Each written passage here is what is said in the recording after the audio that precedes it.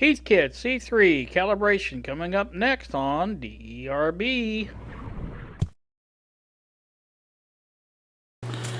Alright, back with you once again on this still a Tuesday, July the 3rd, I suppose, because Wednesday's the 4th. So I got all my knobs on except for one, and this would be the reason why it is split. So I'll either have to find another one or try to glue this one. Not really sure how I can do that, but you know, I'm going to work on it. Give it some thought. It's I left this one out. This is probably the one that's used the least. It's for paper and mica, which it's on. The setting is on. The other one's for electrolytics. It goes around to the power factor for that, and you know, I don't know that I'll be checking a lot of electrolytics on this, but this is on R times 100. Let me read what it says on the calibration. Plug the AC line cord into a 117 volt AC supply source. Well, right now we don't have that on there, but we're going to have that on there very shortly. Let's put the voltage up. Alright, there's your 117, and we're at 0.12, 120 milliamps, and you can see the tube is lit up. That's good. Supposed to put a 200k ohm resistor in. Now we have the 100k in. 200k, I'm sorry. And this measures 199.4 on the fluke. And so I think we're pretty good with that. So now we should be able to, and like I said, it takes a little bit to warm this up, but I think it's had plenty of time, because obviously the tube's working. And you're supposed to be able to tune this to 2000, which is we're on the RX times 100 scale, so that would be 200,000. So let's go up here and see if we get a reading on this. Oh, no reading. Can't get no deflection at all, do we? Oh, there it is, down here. Right there. That seems to be where it's at. Now that's, I don't know, that's pretty far off for actually supposed to be in 200k or 200, yeah, 200k. I don't know if I want to try to adjust that, because it's not going to give us a full treble. I need to read this a little bit better, I think, so let me get back to you. Oh, what a difference a day makes. Hello YouTube, back once more. This is Wednesday, July the 4th. Happy 4th of July to everyone out there. I'm celebrating by getting this thing here working. Well, what I did this morning, I went over every step. This is just one page, but I mean, I went over every step, and you can see I circled. I'd already checked it from doing it the first time, then each time I went over one, I circled the whole thing, and I went over the whole set of instructions, and I was able to determine that there was no change. In other words, the thing still exhibited the same problem. You could put this, let me show you where I was at here on the meter. You could put this over to, let's see, R times 100 like that, and that's where you're supposed to be able to calibrate this resistor that I've got into the thing there, by, you know, moving your pointer there. It should be right at 2000 when it's calibrated, and in order to see that, you have to have your, you know, what do you call it, on there. So, and then once you put it to actual 2000, now this is a precision resistor. This measures exactly 200k, and once you put that on there and you put it, the line pointer up, then you can tighten the pointer down, and that is calibrated, and the dial is calibrated. But there's several reasons I'm not doing that on this one. I will show you how you do it, but I'm not going to actually try to do this, because this pointer, this plastic pointer here, the clear plastic one, is really loose on the knob, and it's going to have to be fixed first. And speaking of knobs, I have one knob now that I can use to to control this. The other knobs, and I think I showed you this yesterday, it cracked, and so I won't be able to use those. And well, one had cracked yesterday, now the other one's cracked, so this one's getting ready to crack. You can probably see well, I don't know if you can or not, but yeah, I can see that crack right there. So they're all cracking. If you tighten them up tight enough to turn the switch or whatever, these switches are very hard to turn, and so I'm going to have new knobs. So going to do that. Now this one I can get by with because I can re-glue that pointer on there, and it's fine. It's not cracking like the rest of them because you don't have to put this on quite as hard. But all right, let me turn this on, and I'll show you what we've got here real quick. Now I'm going to tell you the problem too here in just a second. There's 116.5. It sort of varies because our line voltage does that. But all right, let's turn this on. R times 100. And now remember, I have the resistor in there for the precision resistor in there on the test leads. So you can see the what do you call it is glowing now. And if you watch the, let's put this a little closer, maybe you can see it a little bit better. You watch that. Let me turn this. Let's see if I block a light or something. I think you can see it now. Watch what happens to that. You see that eye opening? I know you can see it. I can see it on the camera. So what you want to do is get it to the maximum opening, and that's your null point, and that's where it's supposed to be calibrated. So now if I were going to calibrate this, I would take it and loosen the knob up and put it over to exactly at 2000, and that would calibrate the meter, and that's all we have to do, and it's done. So alright, going to turn this off. Now here's the problem. You'll notice, let me turn this, take this down a little bit. You notice the off is down here at the bottom.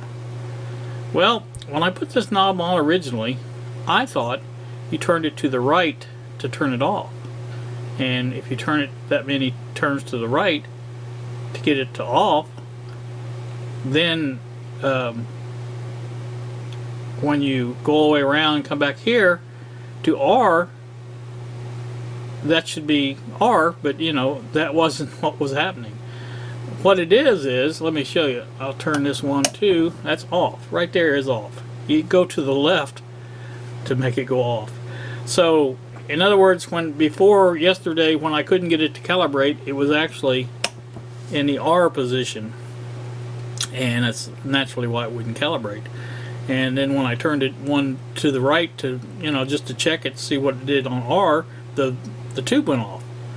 And I'm thinking, well, that's strange, but actually I was turning it off.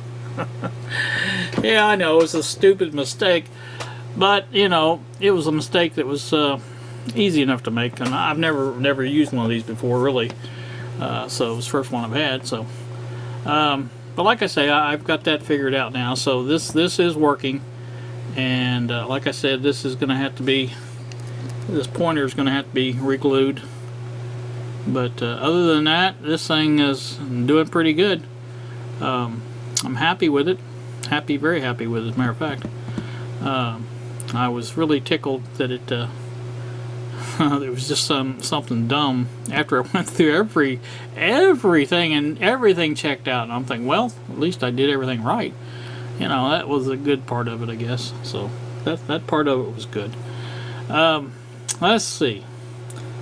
I got another I got another meter coming. Wally over at Wally's Place 66 had been wanting a meter. I had fixed his little Microna, maybe that's what it was. I can't remember exactly what brand it was, but it was just one of the little tiny multimeters with an analog dial on it. He said it was his father's, I believe, and I fixed that for him, and I think he actually just wanted to keep that as a keepsake, And so he was wanting a meter that would work for what he does, is, you know, just where check things, you know, voltage, resistance, you know, things like that. Anyway, Bob, you remember, you all know Bob, sent me a link for a video for Learn Electronics. I don't know if you guys, however many of you watch Learn Electronics, but they had a MeterK, something like that, MeterK or something like that. Meter MK01, something like that, and it was auto ranging, true RMS, 6,000 count, whatever that means. I'm not really sure exactly what that means, but there were several other features that it had. Anyway, the meter was only $9.97, and it was a full-size meter. It wasn't one of the small ones. I've got one of the small ones like that, but this was a full-size meter. So I had sent the link to Wally and told him that's the one to get, because it's you know, they ran the test through it. The guy even opened it up and everything, and it's a decent meter for that price. I mean, you know, that's what you want. So hoping that he'll get his one, and I have ordered one, so I'm going to be getting that here hopefully shortly. And I've always wanted kind of an auto ranging meter. I never had, other than the small one like I've got, I really never had one to use on the bench. And so I got my Fluke, of course, my digital bench multimeter. It works out really good here, you know, on the bench. But sometimes you need two or something like that. And I don't know. I'm kind of a meter junkie myself. But anywho, that's anybody who's wanting one of them. If I can remember, I'll put a link to it. But really good buy for $10. So now I think I paid $11.38 shipped on eBay. But you know, you have to pay shipping if you get on. I think his link was Amazon, so you're gonna have to pay shipping there too. So I think it's probably cheaper to get it on eBay. But anyway, that's that. I didn't really make a long video here today, but I just wanted to kind of show you that this thing is working, and that I did do a good job after all putting it together. Oh, also another little point. I don't know if any of you guys have bought these banana plugs. I would hold off on these. I'll tell you why, because that is why. These things pull out really easy, and they're not made very well. I can't even get it back in now, but they I've had 2 or 3 of the black ones pull out, and you know, the end of it just sticks into the jack, and the plastic part comes off, and that's it. So they come apart. I'm still looking for some good ones. Nickerman, Nick something or other on eBay. I've seen those. Those are supposed to be pretty good. I may order a set of those here before long. They're a little more expensive than these kind. Like here, I think there was a, what was it, 8 pair for $6 or something like that. I don't know what it was, but you know, I'm probably going to go get some of them, because they are made a little bit better than these, I believe. But I didn't have any problem with this red one. The red one stayed on just fine, but the black ones, that's the 3rd one I've went through now. And you know, you pull them out, and let's see if I can pull this one out just to see. No, that one came out. So the red one comes out.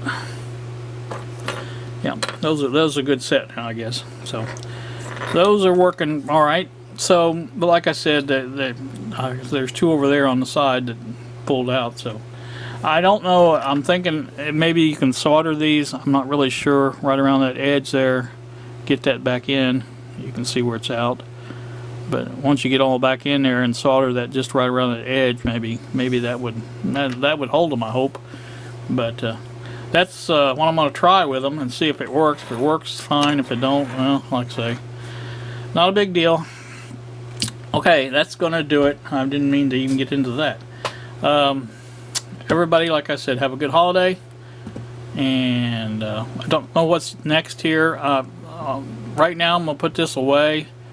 Going to find knobs for it.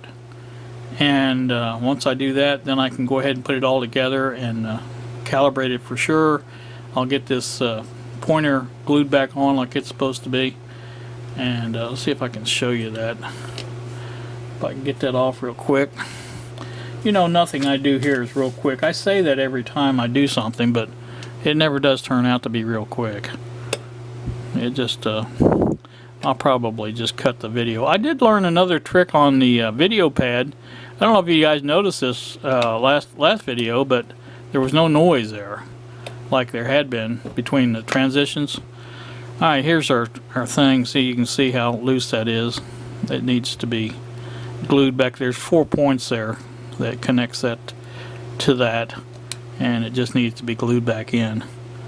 I don't know that it was even glued to begin with, but you know, it's pretty loose. So like I say, got to do that, and I'm going to glue these knobs just as a temporary fix, so maybe I can get by with using them. And I was thinking about putting a groove around here. Use the Dremel tool, put a groove around this area here, and do a real tight wire around it, and then maybe even solder the wire together to where it holds it together after it's glued. So I don't know, we'll see. Now, like I said, that one doesn't look too bad, but there's a crack somewhere in it, I know, because I don't feel it now. But anyway, I know there's cracks in all of these. So I don't even know where the other one got to. It ran off, took off. Anywho, alright, that's gonna do it for sure this time. You guys have a pleasant day, good holiday, whatever. Thanks so much for watching, and we will see you.